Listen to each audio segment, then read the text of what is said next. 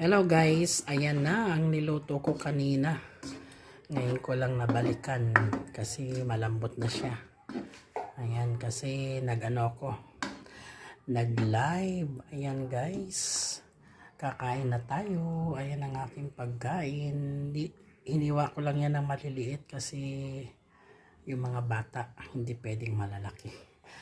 Ayan guys, kakain na tayo. Thanks for watching. Ang adobong belly, ayan, na may patatas. Hello guys, ayan na ang niluto ko kanina. Ngayon ko lang nabalikan kasi malambot na siya. Ayan kasi nag-live. Ayan guys, kakain na tayo. Ayan ang aking pagkain.